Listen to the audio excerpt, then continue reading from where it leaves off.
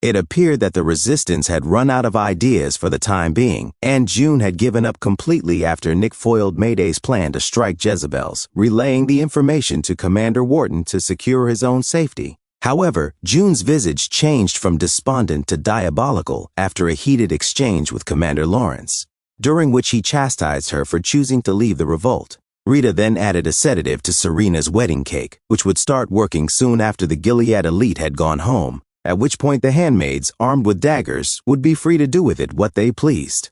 However, their strategy seemed to have halted for a brief moment, this time because of Aunt Lydia's bothersome behavior. After Lawrence made plans to keep her well out of the way, she should have been in Washington, D.C., but she was there, much to his annoyance, and she saw a ghost from the past shortly after arriving.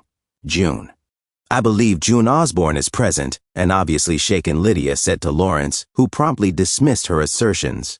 Everything would have ended if she had revealed her at Serena's wedding reception there and then.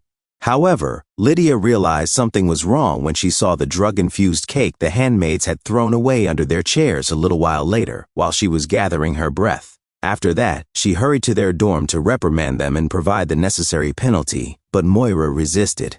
Lydia's uncertainty vanished at that very instant. June said, "I'm right here," and moved forward. "I knew it! I knew it!" Lydia exclaimed, her voice full of rage and rage. "You did this!" However, June quickly corrected her, making her face the consequences of her involvement.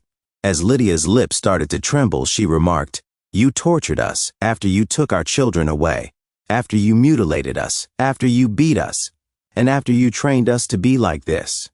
You did this."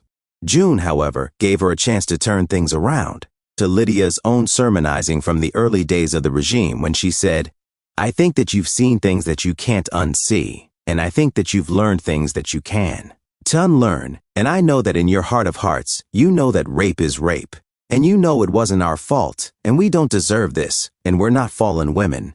After describing the atrocities she had suffered at the hands of Gilead's great and good, June used her secret weapon, Janine, to make one more appeal.